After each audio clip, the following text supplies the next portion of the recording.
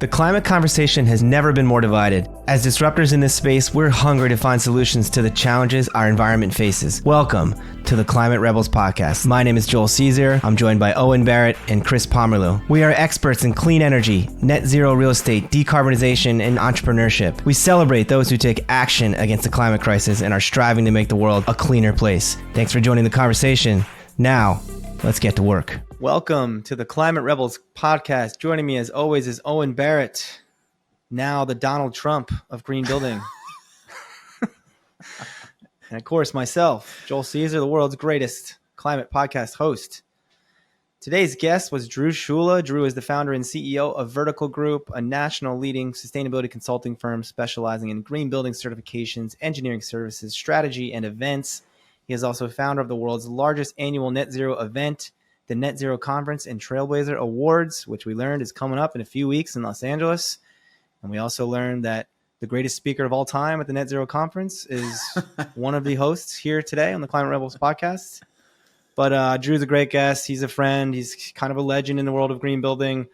What do I take away? Man, I mean, he's such an optimist. It's refreshing and at a time when it's hard to be an optimist. And I think his story of being an entrepreneur and deciding he wanted to make money by doing good and taking a risk on himself a long time ago and leaving a big company and starting a new company out of his garage and now seeing that grow to 25 people. It's pretty cool.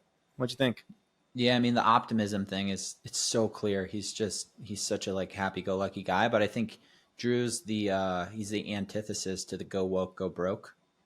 You heard that slogan? I have, yeah. He's doing good by doing well, and I think we need more companies like Verdical Group because it's just proof that the impact and money don't have to work in opposite. You can have sort of one drive the other. They can work together. So I think his story with the Verdical Group is it's an inspiring one, and it gives hope to other clean tech entrepreneurs out there. Yeah, I think you and I agree, and I'm sure he does too. It's not just that those ideas work together, but the future is going to demand. You're not going to be a growth company if you're not also focused on impact and doing better for the people on the planet. Yeah, so true. But before we get into that with Drew, let's dive into a segment we're calling "The Trees Won't Save Us." I think you have a different name you'd like to call this bit, but I wanted to make it a little more PG. So why don't you tell us what you want to talk about? Sometimes you learn something or you hear something that's so stupid. You just can't help either say out loud audibly or to yourself, what the fuck? And this is one of those instances. So have you heard of the Republicans' new plan to plant 1 trillion trees? That's their solution to climate change? I have not heard this is an official position. So the new talking point amongst one of our political parties is now not to deny climate change, but it's happening, but let's just plant 1 trillion trees and then we don't have to worry about anything because it'll take care of itself. So the target Sounds that we're easy. trying is what? Sounds easy. Yeah, sounds easy. Just plant 1 trillion trees. Just get some drones up in the air, shoot seeds all around, do a little, let Mother Nature water it with some rain. The problem is that it's not going to have nearly a big enough impact, nor is it going to happen fast enough. So 1 trillion trees would save temperature from rising 0.15 degrees Celsius by 2100, which is 0.15. 0.15. So 1/10 of our target temperature rise by 2100. So it's a stupid idea. It's another distraction. And the fact that it's gaining steam as a talking point is, I think, scary. And to go a step further, there's 2 startups that have raised tens of millions of dollars on the back of this idea. We're going to plant trees. And I don't think we need dumb ideas like this. I think we need good ideas that have real impact. That's the part that's frustrating.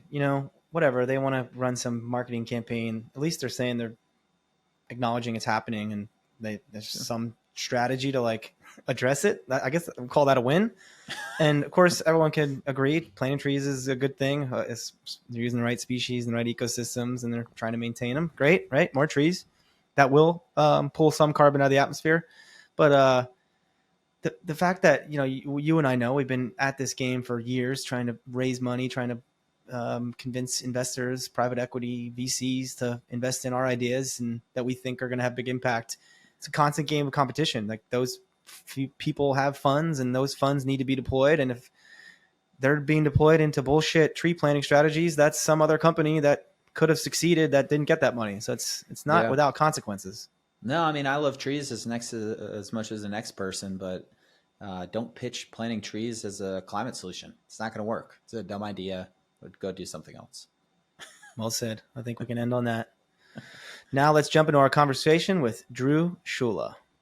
Drew Shula is a social entrepreneur and environmentalist. He is founder and CEO of Verdical Group, a nationally leading sustainability consulting firm specializing in green building certifications, engineering services, strategy, and events.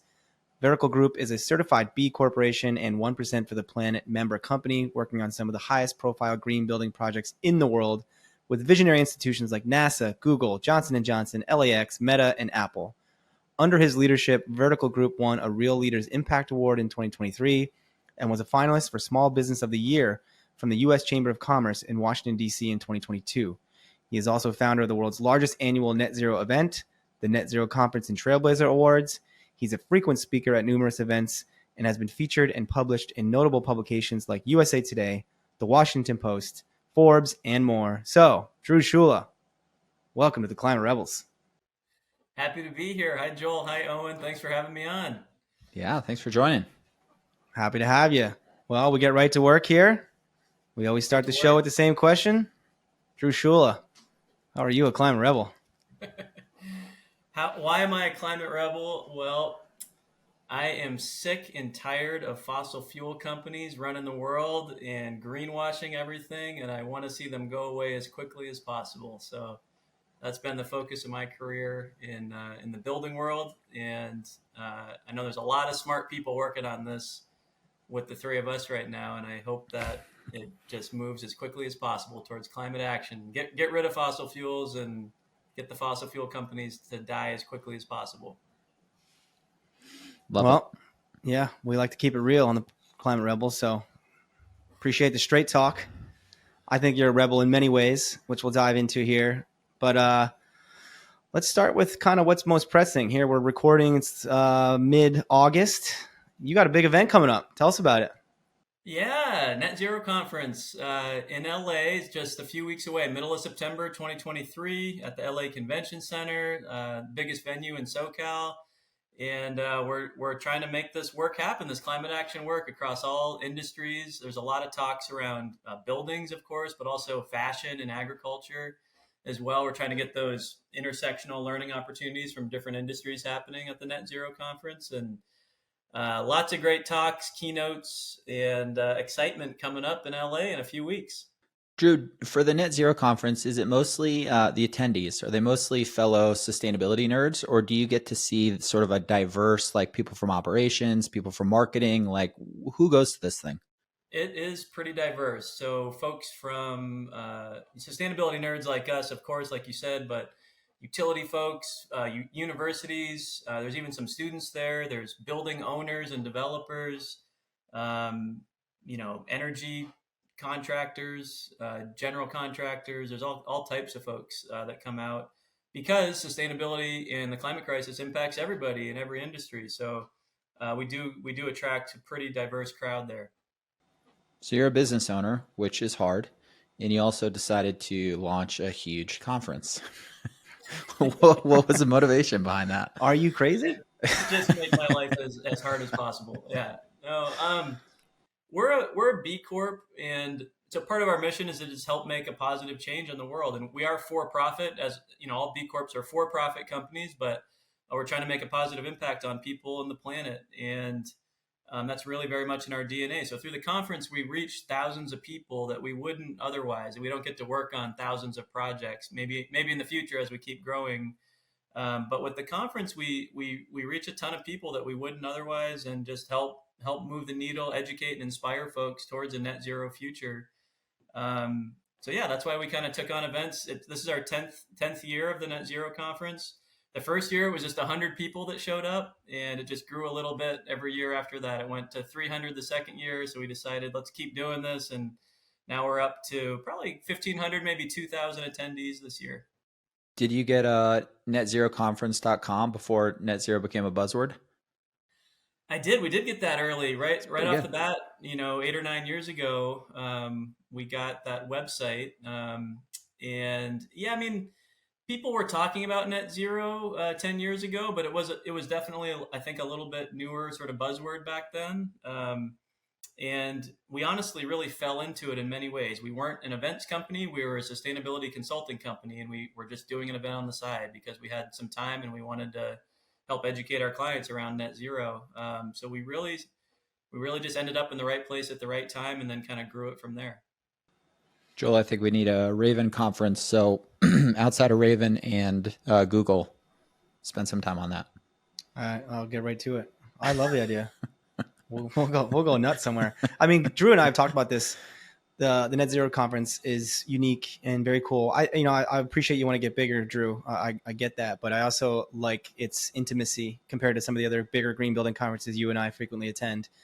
So I think it's special that way. And I know a lot of us in the field of green building, sustainability, consulting, it's kind of a wide ranging group.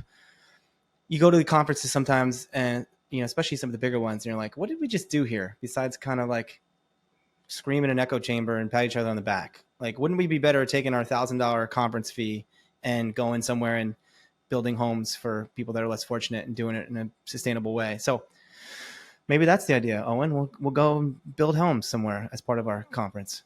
We'll develop a conference, a website, and at the last minute we'll cancel it and say, everyone just invest your conference funds into Raven. Well, Drew, you've been conference 10 years. I think I know the answer to this question, but I'm asking anyway. Who's the greatest speaker in the history of the Net Zero Conference? Definitely you, Joel. That's correct. Okay, just making sure. Did I get that right? Yeah.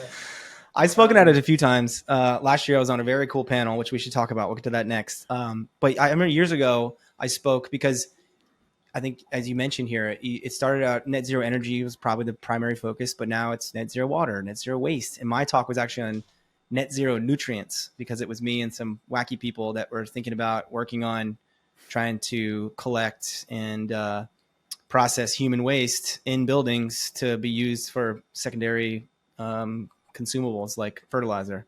So net zero conference, you go there and who knows what the hell you'll see. Net Crazy zero people poop. like us talking about poop. Well, you did bring up like why we convene, which I think is such a good question. And I don't know if you guys have picked up this book yet, Speed and Scale. I think the author is I think his name's John Doerr, if I'm not mistaken. He's like a venture capitalist. Famous Stanford climate guy. And he's a famous Google guy too, because he created this thing that we use for KPIs called OKRs. Good TED Talk. You should check it out. They mention OKRs a lot in the Speed and Scale book. I highly recommend it. I just read it this summer. Another one I always recommend is Paul Hawkins' Drawdown as well. But both of those books give sort of a broad overview of the climate crisis that we're facing across all industries, and in the context of 59 gigatons per year of carbon emissions. And how does that break down by industry? Like what's the real game plan to try to solve this? And I think both those books do a really good job from that macro level so that we can understand what's going on. But in Speed and Scale, they talk about convening a little bit, and they actually mentioned the TED Countdown conference that I just got to go to last month, which was incredible. I think it was only 700 or 800 people, so it's not a huge group. And not just that conference, but there's our Net Zero conference, there's Green Build every year, there's lots of climate conferences, and they talk about them in the book because that process of convening is so important, like sharing ideas, and there's such an education problem.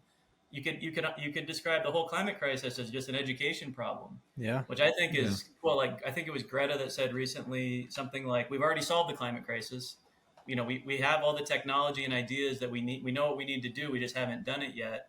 So these conventions and conferences kind of help create climate action faster by sharing those ideas. So I think they are super important. Yeah. Well, where do we go next now? Net Zero conference.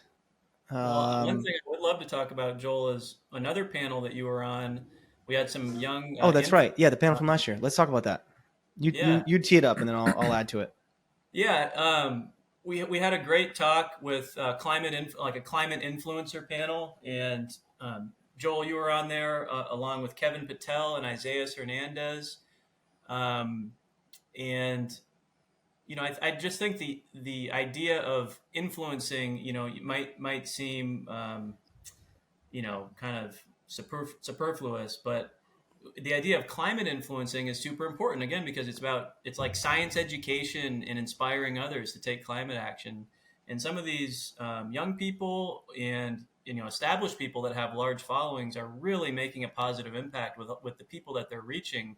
It can be hundreds of thousands of people that they have a following around. So Joel, your panel around that last year was really, really great. I don't know if you want to share any thoughts from that. How'd Yeah, Joel totally. get on that stage? Do you need some certain follower count or something? We didn't have the podcast yet, but Drew knew I was about to become the world's greatest climate podcast host. That was a preemptive influencer.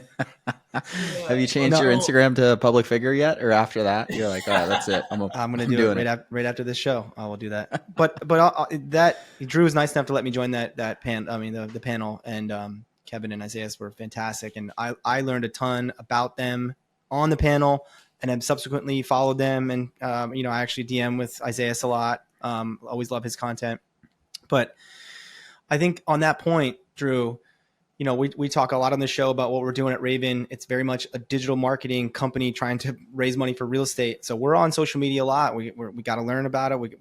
We're testing things all the time. And I got to say, in even the style of TikTok content, B-roll video, quick hitting, fact driven, dynamic.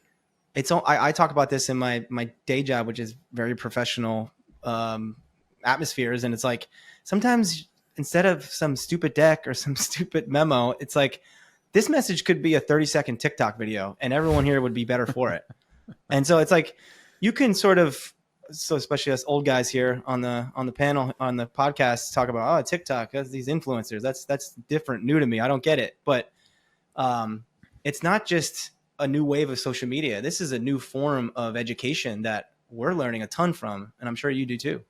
It's so interesting because it's like, you got to have a hook. It's got to be short. Like, it's got to be to the point. It's like all these key things of marketing, like distilled into one manner of distributing it. But Joel, to your point, it's like, if we could just learn how to take what everybody learns from TikTok and deliver all messages that way, I think everyone would be way more concise.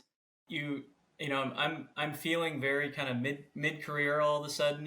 For the longest time, I was always the young person, and I think the further along you get in your career, we have to make these adaptations, and maybe we're just feeling that for the first time, but lots of older folks towards the end of their careers had to go through lots of internet changes, right? And then upcoming here for us, we've got the metaverse. It'll leave TikTok in the dust, and there'll be other but I think we just have to stay adaptable, and it's like, whatever communication channels are currently working, we need to be there.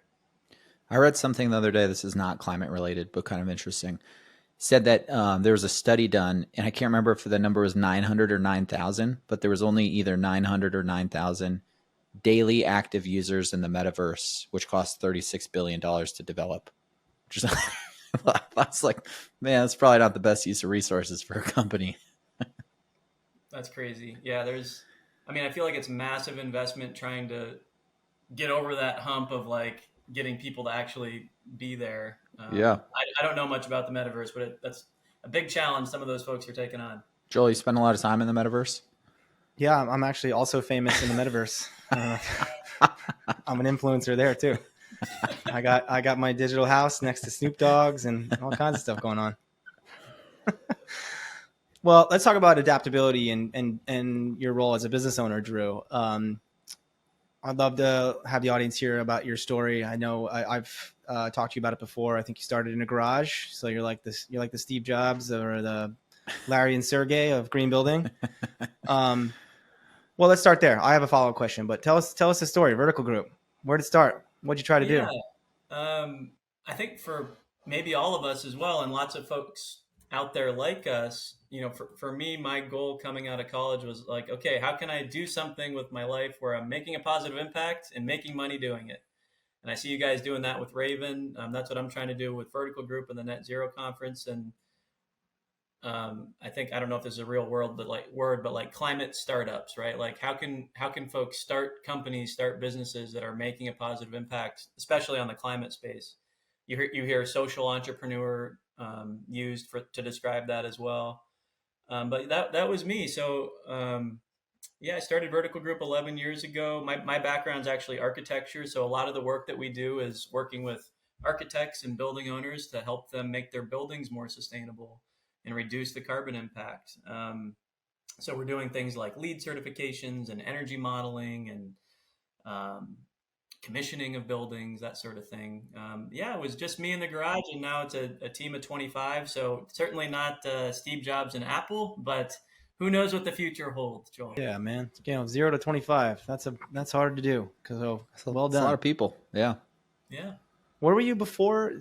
I think I know this. Were you at JLL maybe? My background, I did architecture out at Notre Dame in Indiana, and I worked at a real estate developer in LA that was since acquired. They're no longer around anymore. And I worked for an architecture firm called Jurdy with a J.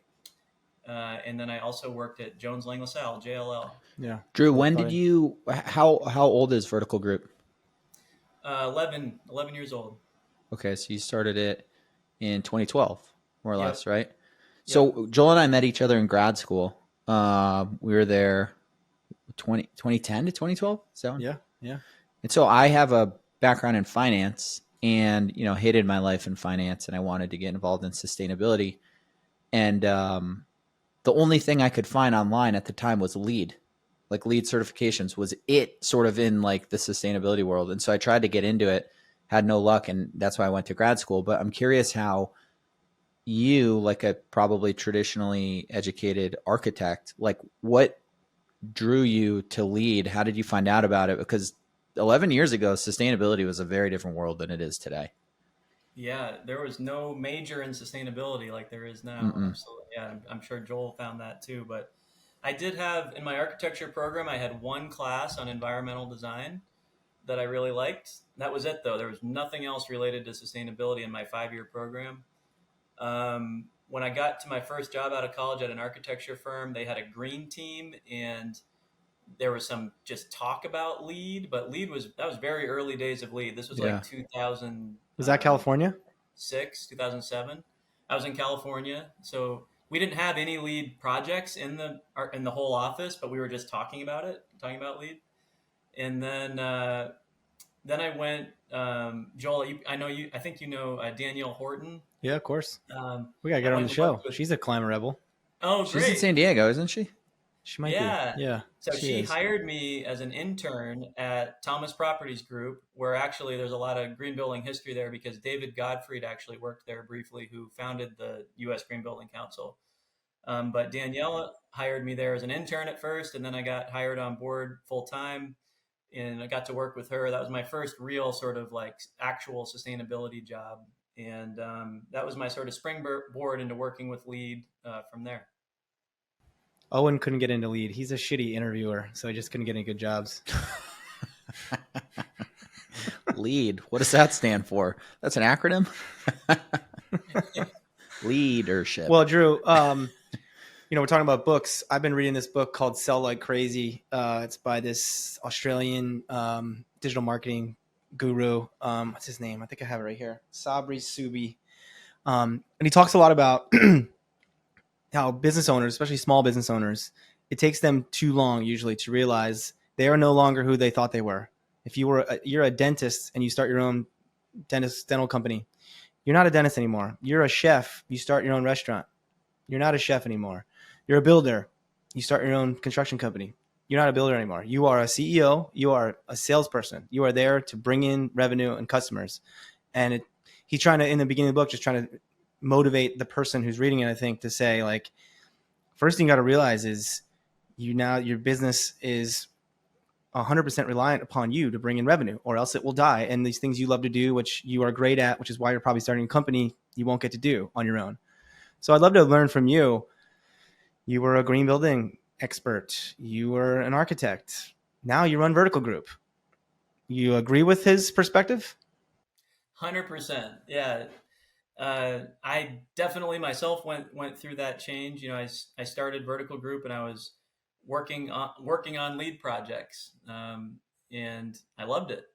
And as it grew, we're still not a huge company, but even when you get a few people on your team, you're responsible for all of the functions of the company. So for us, we have operations and marketing and business development and events and project management. And so there's 5 teams within our company, and you still get to do a little bit of everything. So I'm still involved with the projects, and I love that. Right, I'm not totally divorced from it, but I have to be responsible for all the other parts of the company as well. And I think sales is always one of the most important things, like you mentioned, Joel. But I also think that the culture piece is super important to get right, especially for small startups, that I latched onto, and that's where our drive around B Corp came from, and being a 1% for the Planet member company, and really walking the talk in a lot of ways around all of our goals and what we're doing in the world for how we operate as a company, making climate commitments and these sort of things, and just creating a really awesome place to work. That all has to be created and built, and that's the sort of culture piece that becomes super important. Somebody has to do that and be responsible for that, in addition to all the other things. But yeah, now today, I'm really not working on the project work hardly at all anymore, but I'm helping to lead and inspire and bring in revenue and making sure we're staying on track with our annual goals and those sorts of things. What did you like more, Vertical Group when it was 3 people or Vertical Group when it's 25 people? I like it when it's 25, and I'd like it to be 250. That's our longer term goal is to keep it growing. We're structured in a way now. We've gotten through a couple of these growth jumps. Going from 0 to 1, and then 1 to 4, and then 4 to 8, and as you double, you kind of hit these moments, and we've gotten through several of those stages now, and we want to just keep that going. I always explain that as, because we're a B Corp, we're making a positive impact on every project we work on. So the more work we do, the better. The more projects we do, the better. So if we can grow our team by 10 times the size it is now, we'll be making 10 times the positive impact.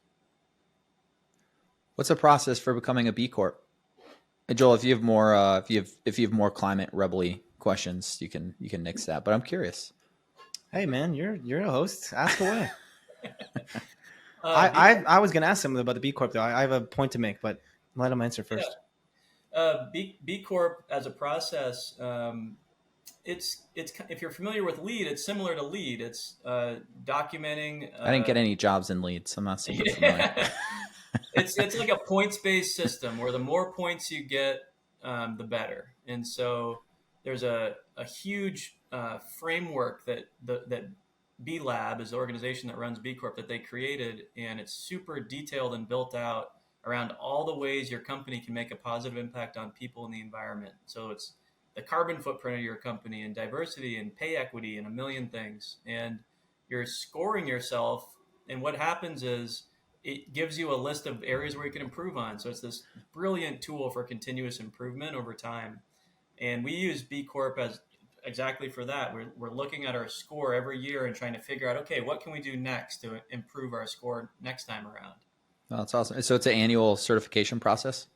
It actually recertifies it used to be 2 years. I think they've changed it to every 3 years now when you technically get recertified, but we're using it, every year in between as well to keep making progress. Cool. I've heard it's kind of a pain in the ass. Like it's hard to do, which is rightfully so. It should be. It is. It's not easy. It's extra, right? Like you're not making any direct revenue from this, but it is a huge creator of value because the company gets better. The more of these things you implement, the better the company is. The higher your B Corp score is, the better the company is. It really works. Yeah, I mean, I'd heard that actually. My wife, she works in fashion, and she was interviewing a while back with a athleisure company out of Canada, a pretty smaller brand, but they were a B Corp. And I remember being so impressed by that because the world of athleisure, Lululemon's, Vori just had some climate neutral claim, which I'm sure Owen would poke a lot of holes in, like he loves to do when people are making these claims. But it's interesting. B Corp, I would guess amongst the general non-sustainability nerd public, it's hard for anyone to differentiate. Oh, Vori's carbon neutral. It's got some certification looking thing there. That must be legit. And oh, that's B Corp. I don't know what that is, but B Corp is different and better. And I wish there was a way people recognize that companies like you, that's not easy or simple to do. That's differentiating. Yeah. One thing you can do is, everybody out there listening to your podcast, is to support B Corps, buy things from B Corps. Vote with your dollar is a great B Corp tagline, and that's super effective, right? Like there's over 6,000 B Corps in every type of industry. You can look for a B Corp to buy your food from, and your clothes and your shoes and everything else you can think of, and it really does help to create this B Corp economy, which is, I think, something we all want to see happen. So Drew, let's pivot a little bit. Still Vertical Group, but we're talking green building, architecture, real estate. I'm sure times like right now, the commercial office industry struggling. Big companies reconsidering their real estate footprint. Less people in offices. Do we need offices? I would imagine your best years have been when construction and development's booming, right? You're hitting on those new construction projects, trying to do LEED, trying to do high performance green building. I won't ask, is it a struggle now with the downturn, or I would imagine there's opportunities to pick up some ESG work that's not so focused on real estate. Where are you guys at? Yeah, great question. We had our best year ever last year in 2022. So Vertical Group, again, it's 11 years old. We were stuck at around 8 people for like 4 or 5 years, but since 2020, the past 3 years, we grew from 8 to 25. And then this year has been, nowhere near as hot as last year. The rising interest rates have really put a damper on things. A lot of projects kind of going on hold. There's just not as much activity as there was last year. I'm hopeful that by early next year, early 2024, things will be back to the races again. But we've had to, we've sort of been a little bit more flatline this year after a ton of growth the past couple of years. So, but ESG is something that we see as a newer service for us the past couple of years that we think will really continue to grow in the future, for sure. Owen is a vocal critic of ESG. He thinks it's all bullshit. So, what say you, consultant who brings ESG services to big companies? Well, let me give a little background.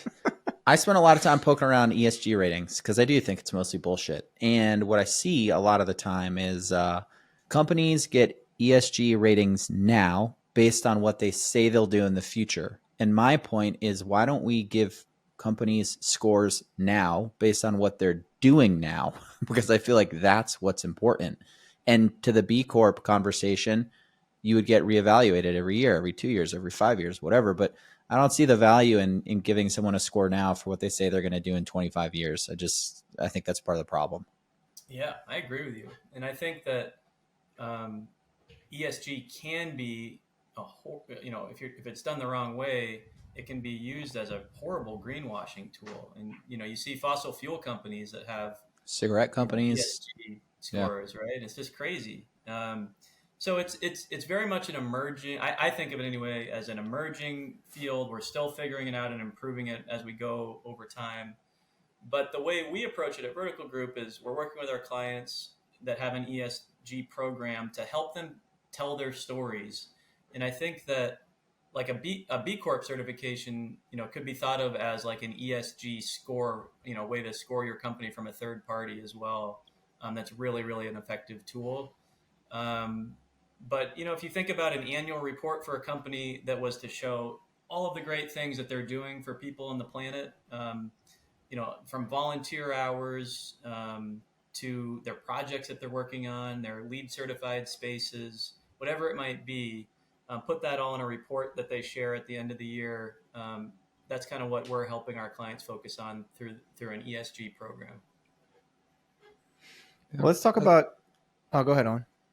I was just going to say, I think it's important. I think, as you were answering, it gave my bone to pick with ESG is my same bone to pick in sustainability. And that's that there's so much coverage, put on forward commitments. Like whoever came up with that idea as a concept is a genius, because it takes everyone's attention away from what companies are doing today and more on what they say they're going to do so far down the future that no one can hold them accountable. There should be some program, Joel, here we go, shiny object, where you evaluate companies just on their impact, year to year impact, year to year growth in whatever their target is. And you don't even care about what they say they're going to do in the future, because it shouldn't be relevant to the conversation, whether it's ESG or emissions, which I guess is part of ESG. He brings up shiny object. I'm constantly reminding him on these shows when we meet people and they're telling them about some cool business idea they have or some spot in the market they think they can exploit. And he just texts me on the side. He's like, maybe we should start a company doing this. And I was like, hey, Owen, you're running a net zero real estate company. Why don't you focus on the task at hand? Yeah, but there's so many opportunities. Let's let Drew create a new impact. Drew, score. I want to see 2024. I want to see ESG now, where it's just based on. Needs to be rebranded. That acronym, I think, is a lightning rod. ESG. We got to come up with something new, Drew. Yeah, but it does not take into account forward commitments, because I think that's a slippery slope. Yeah, no, we should build that. I just want to agree with you though on the forward commitments, how kind of crazy they are.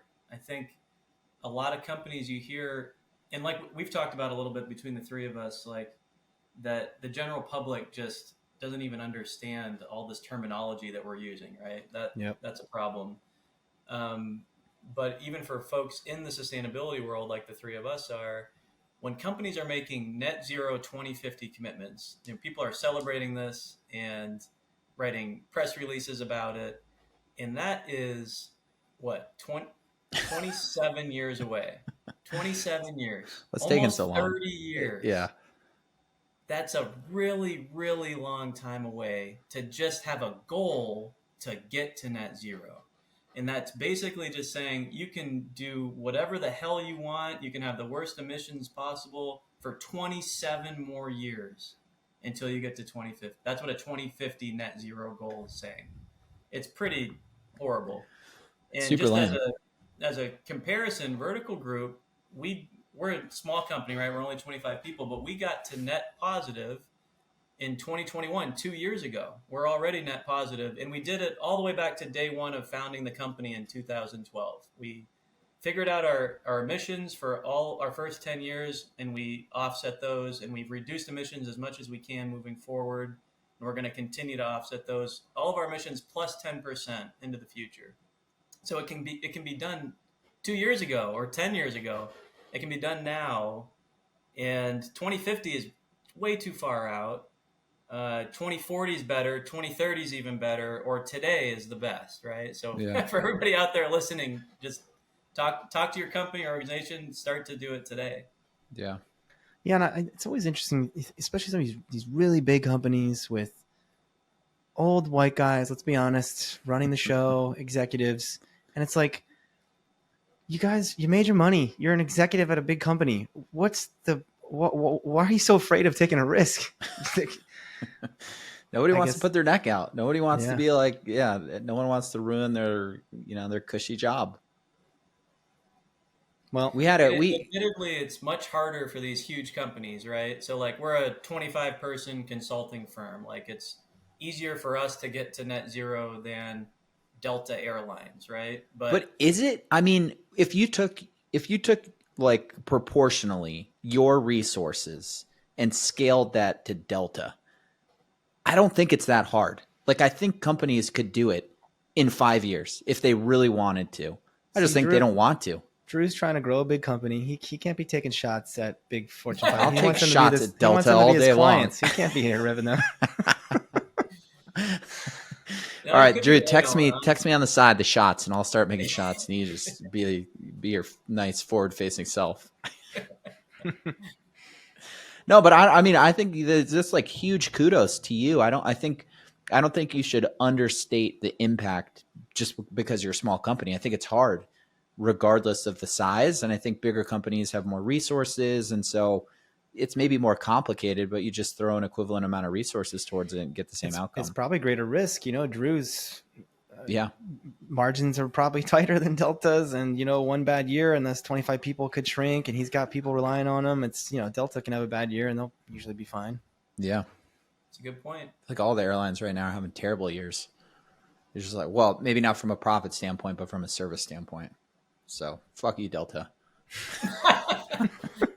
Delta might have a good sustainability program. I have no beef with Delta. We're going to clip that one and we're going to send it to Delta. Well, Drew, while we're here talking about something, I want to hear your answer. I mean, we've touched on it, but it's something that we on this podcast really celebrate. It's something Owen and I have always aligned upon, which is why we're business partners and doing what we're doing with our company currently. But it's those of us who think the world needs something better, needs impact, needs change. Sometimes you can go about that by nonprofit, you can volunteer, you can donate. But we've always thought, again, Owen and I agreed on this when we met in grad school, the best way to have impact is through business. And I think I've heard you say this before. I mean, you said it earlier, you want to make money by doing good. I mean, expand upon that. Why is that your thesis? It's a really, really good question. Well, we live in a capitalist world, and I don't think we should not be ashamed about wanting to make money. That's just the system that we're in. And thinking about other systems out there, communism, for example. I just watched Oppenheimer, great movie. But it seems that capitalism, to me anyway, seems like the best system for us to organize around in as a society of people. But I think that we've been doing it wrong. And that's this whole idea of B Corp. If you haven't heard about B Corps, please check it out, everybody out there. It's a very powerful idea, though, about harnessing the for-profit capitalist system to make a positive impact on people on the planet. And Verdical Group became registered in the state of California as our corporate entity as a benefit corporation. So we're legally required to think about our impact. And then B Corp is a separate third-party certification for companies who are serious about this and creating a scorecard like we were talking about. But, I thought about going into the nonprofit world after college, trying to figure out what I was going to do with my life. And, I was struggling trying to find a job. I wasn't qualified for anything. The pay was really low. And I think if we can successfully connect profit with positive impact, which is what we're talking about here in the capitalist system, that's where we get these massive positive outcomes happening. I think it works the best as well. So I'm just agreeing with you. Yeah, I mean, imagine the impact if every company tried to do a little good with every dollar they made. Yeah. They didn't even have to be, B Corps. They could just do a little incremental good. We'd be in a totally different space. Yeah. Drew, I'm sure you do too. I get a lot of young people reach out to me on LinkedIn, see my profile and my career, and they want to learn how I got to where I got to, or what lessons learned I could share, and what advice I could give. And people that want to save the planet with their career. And I often tell them, because a lot of people want to get into big fancy company corporate sustainability. I want to work for Nike or Apple, whatever, and I often tell people, don't start a company, figure out a way to start a company, go to a company and learn what it takes to run a company, go work for someone like Drew Shula and see what it takes. Like, we need more innovators, entrepreneurs, disruptors. That's what the world needs, not more corporate lackeys who are creating ESG reports with forward facing goals and don't do shit. So that'll be my rant for the day. I know it's hard because I worked at JLL in the past, which is a massive 40,000 person real estate company. And gosh, I had the hardest time there because I had already gotten in the mindset of working in sustainability, and there was almost no one else at that. This was, 11, 12 years ago. There was almost no one else there thinking like that. So it's very hard at these big companies. You're really swimming upstream against everybody else who doesn't give a shit. So I appreciate that sentiment a lot, Joel, because I think we need that too. Sometimes it really helps, though, to have those kind of bad experiences at a big company, and it makes you value and appreciate, the benefits of a small company and being able to really focus on what you love every day and just be surrounded by that all the time. Like, gosh, So true. I wouldn't feel that as if I hadn't worked at a huge company in the past. I don't think. Owen was so fed up in one of his corporate jobs. He started a company and almost was on food stamps, or you were on food stamps, right? I was going to say why. So I quit this. I had the cushiest corporate job ever. I probably worked 2 hours a day, maybe, and crushed it. And I quit for two main reasons. One, I implemented a 1 megawatt fuel cell for our company that it was like a $10 million project. This was when there was the SGIP around fuel cells in California. So I think we got 40% incentive, and then there was a 30% tax credit. So we got a $10 million fuel cell for $3 million bucks, saved $1 million per year. And the thing was a home run. When the project was, I guess when it was operational, I got a thank you card from the CEO. This was like a publicly traded company. This is a huge fucking company. CEO, CFO, my boss, and her boss, who is like the CSO. And it said, thanks for all the hard work, $25 gift card to Starbucks. And I was like, fuck you guys. I would have rather had no money in it, just a thank you. But the fact that they like assigned a value to it, and it was $25, pissed me off so bad. And then shortly after that, the CSO assigned me this project. Joel, going to your point about how stupid some of these like job tasks are, of creating plaques in our buildings. And Drew, this one might hit it home for you, so sorry, but she asked me to design plaques that called out what like different lead components of our building. So like, this building's lit with LED technology. These bathrooms have low flow toilets. And I was like, you guys are paying me a bunch of money to do energy projects, and now you want me to become like a corporate artist and make plaques. And I just didn't do it. I just didn't do the job. And part of the reason that I ultimately ended up quitting is because I thought I was going to get fired for not doing that job. When you buy the next, the best of your abilities. when you buy the next building for Raven, as a congratulatory sentiment, I'll send you a $25 gift card to Starbucks. Congratulations. Here's go get yourself a latte at Starbucks. Well, Drew, this has been fun. We're running out of time. I want to make sure we really plug the conference, because we talked a lot about it at the beginning, but it is very special. So we want to take this opportunity to help you reach more people. But before we do that, you're an optimist. You're one of the most optimistic climate fighters I know. This question will not be difficult to you, but we always end the show with the same question to our guests, which is, we're not going to harp on the doomsday news and the climate pessimism. We want to celebrate people disrupting, taking action, and ask you, what gives you hope for the future? Yeah, I'm definitely an optimist. I think we're gonna solve this one way or another. It's just a matter of how long it takes, and the sooner the better. But hopefully, it's not these 2050 goals that we were talking about. But yeah, I mean, a bit of a cliche response, but young people, right? We were talking about climate influencers earlier, and everybody out there, please check these folks out. Isaias Hernandez and Kevin Patel, we mentioned earlier, were on the panel with Joel at last year's Net Zero conference. A couple others would be Wawa Gatheru and Leah Thomas and Christy Drutman, are all great folks to follow on Instagram or LinkedIn or wherever you are. But yeah, young people get it. They're growing up in a very different world than we grew up in, right? We're mid-career, in our 40s. I think, I don't know about all you guys, but I'm 41. Yeah, I'm there too. Owen's a little younger. 37. Okay. One day. He's got a lot of gray in that beard these days. This is all the stress of buying buildings. Yeah. But 20-year-olds, they're 20 years younger than us now, right? And they're growing up in a very different world with very different messaging and education around the climate crisis. And they're responding to that and doing things quickly and making climate action happen quickly, and educating others about it. So that's my sort of cliche response. And then my other response for why to be a climate optimist is heat pumps. I love that one word answer.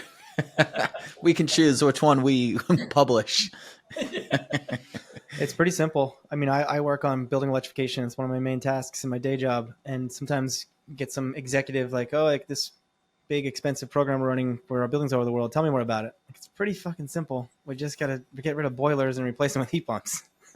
Do you, I'm going to sound like an idiot, even though it's my job to not be an idiot, but heat pumps work in all 50 states, correct? Oh yeah. Where did this come from that they don't? What do you think? Misinformation. Or, I mean, I think there's been a lot of innovation in the last 10 years. I'd imagine like they're using a refrigerant that taps into the thermal cycle to create heat and cool. That's not new technology necessarily. You know, our air conditioners that only create cool are essentially heat pumps. Yeah. But this dual purpose heat and cold and the ability to operate in really cold climates, I think that innovation has definitely taken leaps probably in the last 5-10 years than it really did previously. I see so many, especially with the Inflation Reduction Act, I think heat pumps are going to start to be on a lot of consumers' minds. And there's so much stuff out there about, does it work? Will it work? Will it not work? But it's glad to hear I got two experts here I can ask all my questions to. Yeah, I think it's kind of a little bit similar to like electric vehicles, just in that people understand they like them, but like it might be a long time before they purchase their next car, you know? So, Yeah. But like they want to do, whenever they do buy a car, they're like, I'm going to go to an EV. Like, I feel like kind of similar with heat pumps. People are starting to learn about it a little bit, but hopefully next time they're ready to do like an HVAC upgrade, they move that direction. So true. Yeah. All right, Drew, let's wrap it up. You can plug everything, plug your own social media, plug your company, but then feel free here. Tell everyone about the conference, how they can sign up, when it is, can they still go? Will there be any speakers as good as me this year? I don't know, but we'll see. Can't help but notice you didn't get invited back, Joel. That's true. Is that indicative of your performance? Joel will definitely be back. We didn't put him on the spot. But in future years. No, yeah, please come out to the Net Zero Conference, everybody, in Los Angeles, middle of September 13th and 14th at the LA Convention Center. It's just netzeroconference.com. Go there, register. There's even free expo pass. So there's no barriers for anybody to come out and check it out. So please do come. We're just trying to expand the tent and get everybody there. And then our website's verticalgroup.com with a D in the middle, as I always have to explain, VERD, like the Latin root for green. So check out verticalgroup.com, and on Instagram, sustainability_CEO, and then just my name on LinkedIn, Drew Shula, but would love to connect with everybody there as well on social. You hear that, Owen? This is the sustainability CEO. And I'm not shit. I got no Instagram, Twitter handle that I can use that really sums up what I do. This is the clout. This is the kind of person you get in the Climate Rebels, Drew Shula. It's funny because I actually just got on Instagram about a year ago, but I'm trying. You stole my handle, Drew. Yeah. Well, Drew, thank you so much for joining us. We wish you the best of luck at the conference and all the work you do. We'll be rooting for you. You know, we're always in touch. So we'll make sure we spread the word. Thank you, guys, and look forward to watching Raven just grow and grow in the years ahead as well, and collaborate with you guys. So happy to be on. This was super fun. Thank you. Yeah, thanks. Appreciate that. Well, thank you, everyone, for joining. You can find us on most of the social media platforms at Join Raven. So that's Join, and Raven is with a Y, RAYVEN. You can find this podcast and more great content at joinraven.com. If you like the podcast, please subscribe, like, and share with your friends. And until next time, we encourage you to ask yourself, what are you doing to fight the climate crisis?